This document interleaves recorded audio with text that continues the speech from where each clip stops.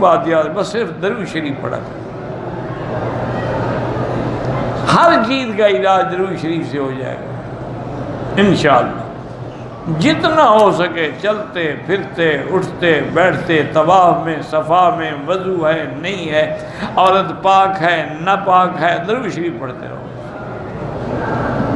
ایک آدمی نے علامہ اقبال سے پوچھا تھا کہ بھائی تمہیں یہ مقام کیسے مل گیا؟ علامہ اقبال تو بڑا مست کلندر قسم کا آدمی تھا نا جی، اس کے عشق کی داستانیں بھی بڑی مشہور ہیں، کتابوں میں ابھی تک لکھی ہوئی ہیں۔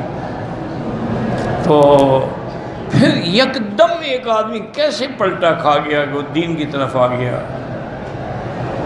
تو انہوں نے پھر خود بتایا کہ ایک تو علامہ انور شاہ کشمیری کی دعا ہے، اور دوسرا مجھے کسی نے کہا تھا کہ اگر تم 1 کروڑ دفعہ درود شریف پڑھ لو تو اللہ سے جو مانگو گے تمہیں ملے گا۔